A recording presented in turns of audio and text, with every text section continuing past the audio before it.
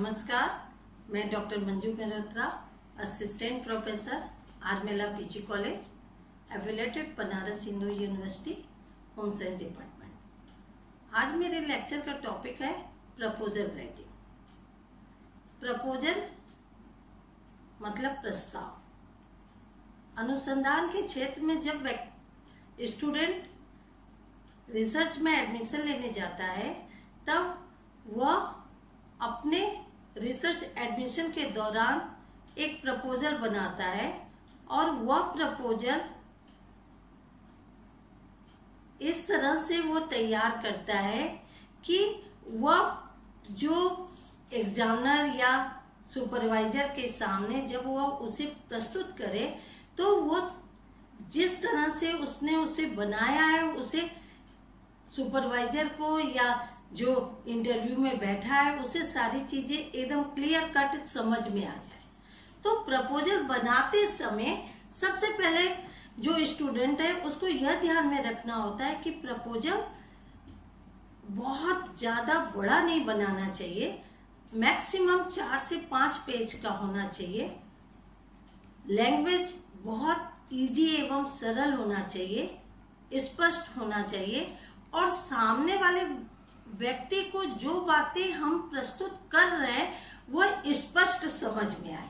तो प्रपोजल इस तरह से बनाना चाहिए कि जिस उद्देश्य को लेके जिस टॉपिक को हम बताना जा रहे हैं उसकी सब बातें सुपरवाइजर या एग्जामिनर को क्लियर से समझ में आए।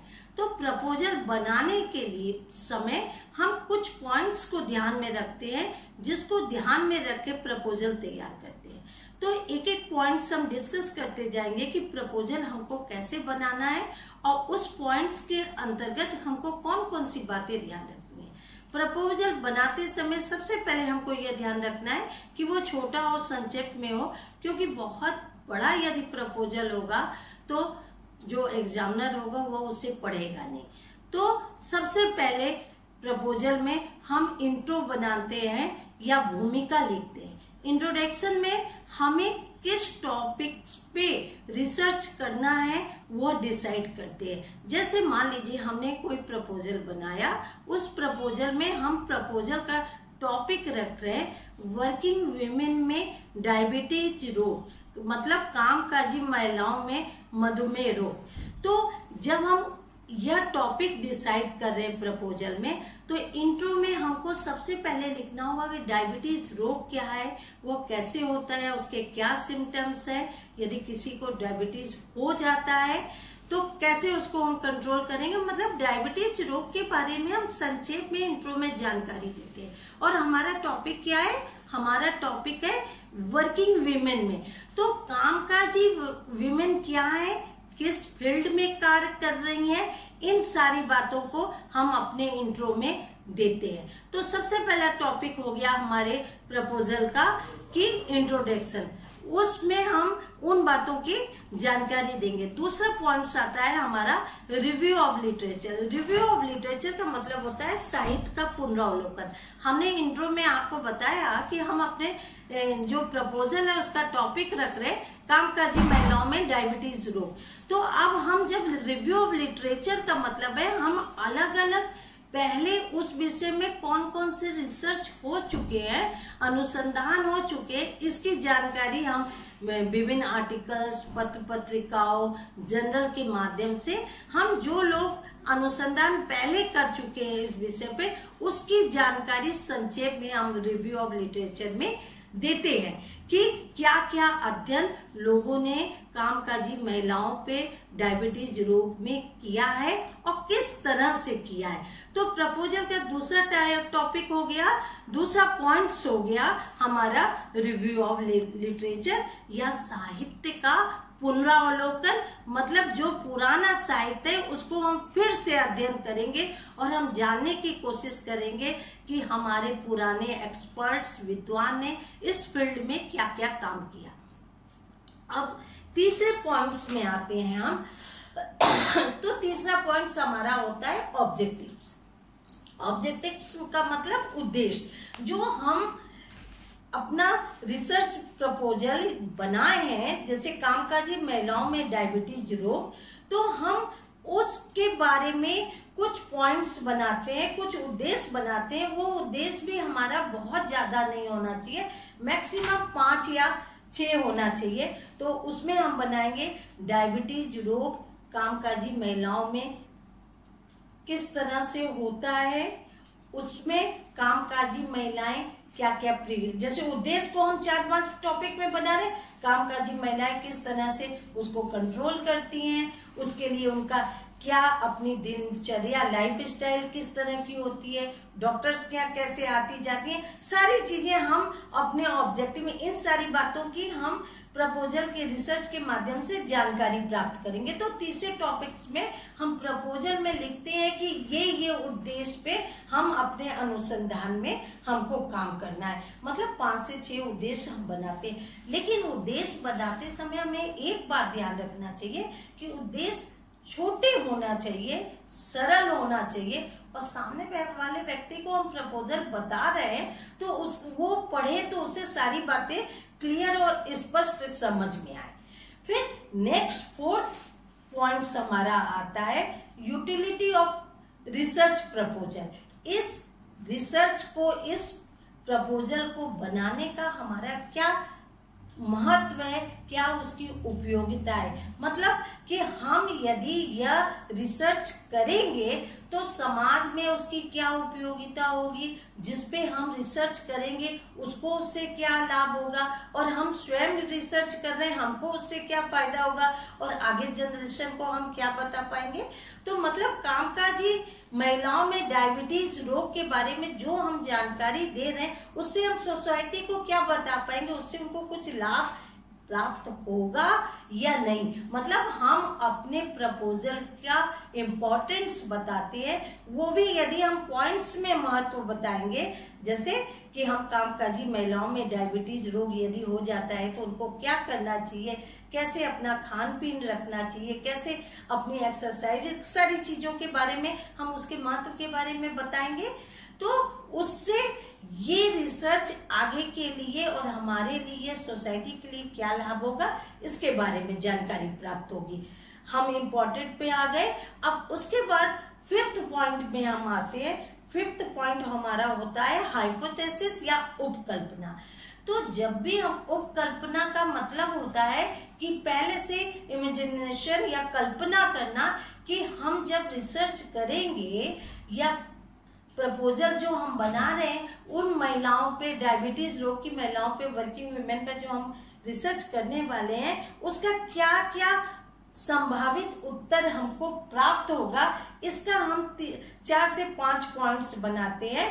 कि मतलब वर्किंग वुमेन जो स्कूल कॉलेज में यूनिवर्सिटी में काम कर रही हैं, बहुत मेहनत वाला काम नहीं कर रही हैं, वो पूरे समय बैठ के कार्य करती हैं, स्टडी का काम, पढ़ाने का काम कर रही हैं, तो उनके शरीर की एनर्जी एक्सपेंड नहीं हो पाती है, जिससे उनको उनकी एक्सरसाइज नहीं हो पाती है, और उनका एक बहुत लंबा समय बैठ के चला जाता है, जिससे कि उनको डायबिटीज रोग की संभावना ज्यादा होती है।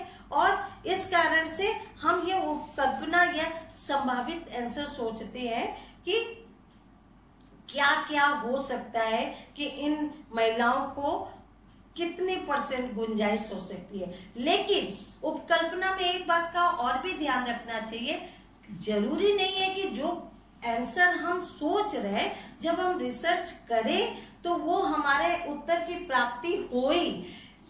ऐसा भी हो सकता है कि जो आंसर हमने सोचा है वो हमारा ना आए, लेकिन कम से कम 4 से 5 संभावित हाइपोथेसिस हम बनाते हैं। फिर 6 पॉइंट्स में आते हैं। तो 6 पॉइंट से हमारी मैथोलॉजी होती है। मैथोलॉजी का मतलब होता है कार्यविधि। मतलब जो हम प्रपोजल बना रहे हैं उसको किस तरह से सोसाइटी में करेंगे, मतलब वर्किंग वुमेन में डायबिटीज की जानकारी हम किस किस तरीके से प्राप्त करेंगे, ये हमारा मैथोलॉजी होता है। तो मैथोलॉजी भी जानकारी सैंपलिंग करने के, जो हम रिसर्च करते हैं उसके कई तरीके हैं, जिस तरीके से हम डाटा अपना प्राइमरी और सेकेंडरी डाटा कलेक्ट करते हैं। प्राइमरी डाटा क्या होता है?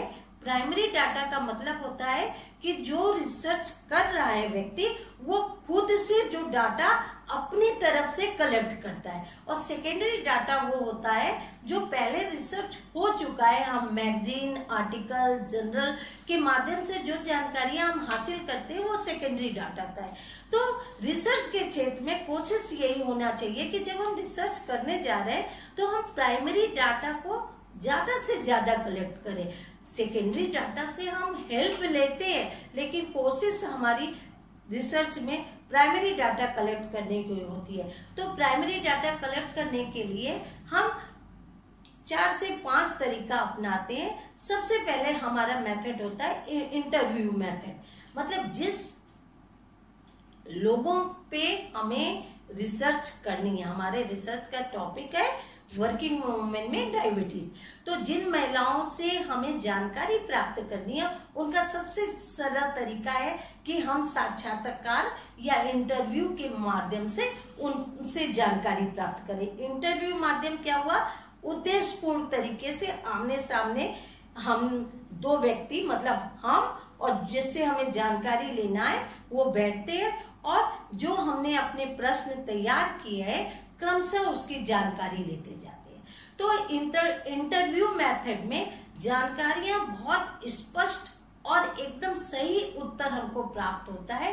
लेकिन इंटरव्यू मेथड कठिन इसलिए होता है जब सैंपलिंग हमको ज्यादा बड़े पे करनी होती है तो हम टाइम टेकिंग होता है, तो हम इंटरव्यू मेथड का प्रयोग न करके दूसरा मेथड होता है प्रश्नावली मेथड। प्रश्नावली मेथड में हम प्रश्नों की एक सूची बना लेते हैं, प्रश्नों की एक सूची बना लेते हैं और हम लोगों से जानकारी प्राप्त करते हैं। प्रश्नावली मेथड में हम दूर दराज के क्षेत्रों में भी प्रश्नावली भेज सकते हैं और लोगों से प्रश्नावली भरवा के वो पोस्ट के माध्यम से भी हमारे पास भेज सकते हैं। लेकिन प्रश्नावली मेथड का यह अनिवार्यता होती है कि जिस सब व्यक्ति से हम उत्तर लेना चाहते हैं वो पढ़े लिखे होना जरूरी है, क्योंकि यदि पढ़े लिखे नहीं होंगे तो हमारे प्रश्नों का उत्तर वो दे नहीं पाएंगे। सेकंड मेथड हो गया प्रश्नावली। थर्ड मेथड में हम आते हैं जिसे हम शेड्यूल करते हैं या अनुसूची करते हैं।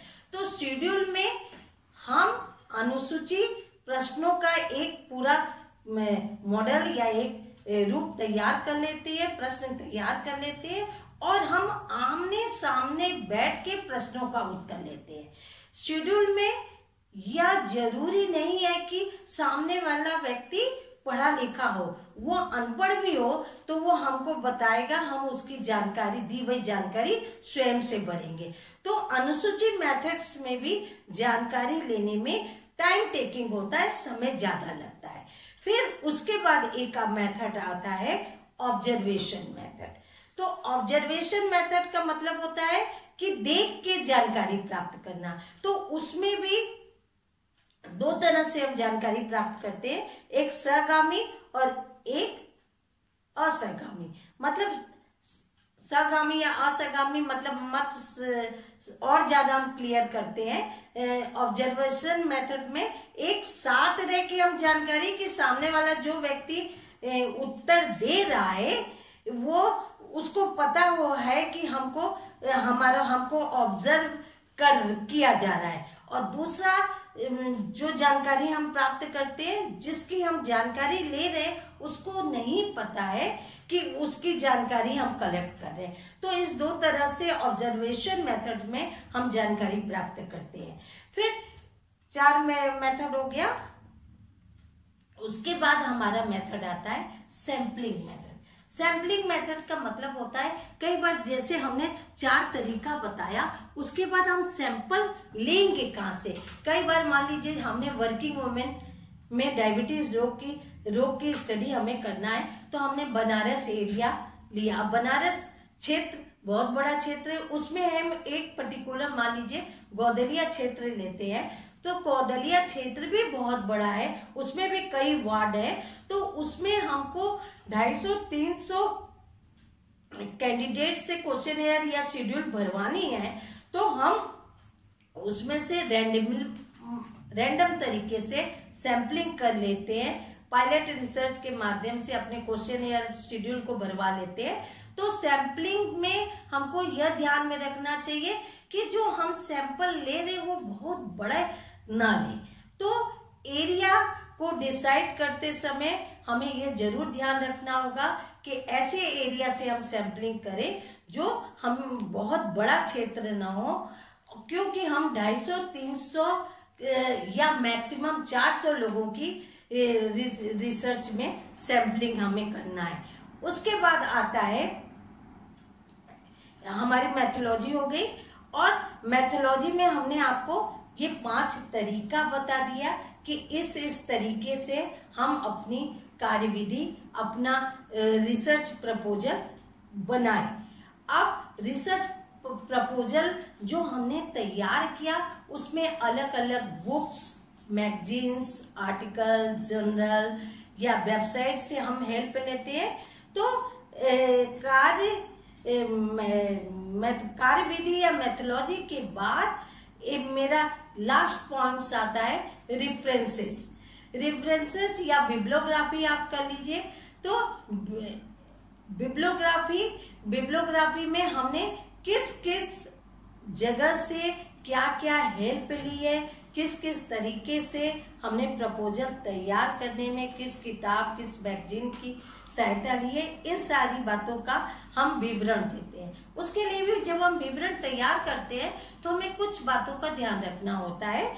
जैसे हम रेफरेंस में मान लीजिए एक हमने डायबिटीज रोग, वर्किंग वुमेन में डायबिटीज रोग जो हमारा टॉपिक है उसका हमने प्रपोजल बनाया। तो हमने एक हमारी बुक है आहार एवं पोषण, डॉक्टर बृंदा सिंह। तो सबसे पहले हम उसमें लिखेंगे सरनेम सिंह, फिर डॉक्टर, फिर वृंदा, फिर उसके बाद हम उसका मान लीजिए 2010 में वो पब्लिश हुई, फिर 2010, फिर कहाँ से पब्लिश हुई, उसका पब्लिकेशन का शहर और किस पब्लिशर के द्वारा, ये सारी चीजें क्रमशः हम बिब्लियोग्राफी और रेफरेंसेस में तैयार करते हैं। तो हमने जो आपको, उसके बाद ये तो मेरा प्रपोजल हो गया, ये हमने प्रपोजल बना लिया। अब सबसे बड़ी बात है, आपको ये बात जरूर नोट करनी होती है कि ये रिसर्च प्रपोजल प्रस्ताव तैयार किया गया है। एक्चुअल रिसर्च जब ये पारित हो जाएगा तब हम करेंगे, और जब हमें रिसर्च प्रपोजल हमारा पारित हो जाता है, हमारा अप्रूव हो जाता है, हम रिसर्च में सेलेक्ट हो जाते हैं, तब हम एक्चुअल वर्क करना शुरू करते हैं, किस एरिया में करना है और किस तरह से हमें सैंपलिंग करनी है, ये सारी बातों को हम डिसाइड करते हैं कि कौन सा मेथड हम इस्तेमाल करेंगे। रिसर्च प्रपोजल, बिब्लियोग्राफी, सारी चीजें तैयार करने के बाद जब हम एक्चुअल रिसर्च करेंगे तब उसमें हम जो मेथड इस्तेमाल किए उसके बारे में बाद में डाटा कलेक्ट करने के बाद उसकी एनालिसिस, सजेशंस और के बारे में हम बताएंगे। तो रिसर्च प्रपोजल में हमें मेथोलॉजी और रेफरेंसेस तक ही लिखना होता है। इस तरह से रिसर्च प्रपोजल बनाते समय हर एक स्टूडेंट्स को ये बात जरूर ध्यान रखना चाहिए कि एकदम सरल भाषा में, सरल शब्दों में आप जिस तरह से कार्य करने वाले हैं उन बातों को क्रमशः लिखते जाएंगे। सबसे पहले इंट्रो, फिर second point review of literature, तीसरा पॉइंट ऑब्जेक्टिव, फोर्थ पॉइंट आपकी इस रिसर्च प्रपोजल की क्या यूटिलिटी है या क्या इम्पोर्टेंस है, फिफ्थ पॉइंट में आएंगे हाइपोथेसिस, 6 पॉइंट्स में आएंगे मेथोलॉजी या कार्यविधि और 8 पॉइंट्स आपका आएगा रेफरेंसेस या बिब्लियोग्राफी। इस तरह से हमने आपको पूरा रिसर्च प्रपोजल बताया। हमने अधिक से अधिक कोशिश की है कि आपको सारी चीजें क्लियर हो जाए। Thank you.